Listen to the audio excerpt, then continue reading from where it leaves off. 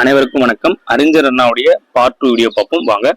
1958 March 2 DMK மாநில கட்சி அங்கீகரிக்கிறாங்க. தேர்தல் சின்னம் உதயசூரியனாக ஒதுக்கப்பட்டது. 1958 1960 என்ன பண்றாருன்னா, இந்தி திணிப்பு எதிர்த்து சென்னையில அண்ணா தலைமையில் இந்திய எதிர்ப்பு மாநாடும் நடத்தியிருக்காரு. 1962 டிஎம்கே 50 தொகுதி வென்றுச்சு. அந்த டைம்ல அண்ணா வெற்றி அடையல. சோ திமுக டிஎம்கே எம்எல்ஏக்காக நாடாளுமன்ற மக்களவையில தேர்ந்தெடுக்கப்படுறாரு அறிஞர் அண்ணா. அடுத்து 1967 மார்ச் 6 சட்டப்பேரவையில் மகத்தான வெற்றி பெற்று தமிழ்நாட்டின் 6வது முதலமைச்சராக அண்ணா பதவி ஏற்கிறார். 1967 ஜூலை 18 சென்னை ஸ்டேட் மற்றும் சென்னை மாகாணம் என்று அழைக்கப்பட்டதை தமிழ்நாடு என பெயர் மாற்றம் செய்தவர் அறிஞர் அண்ணா.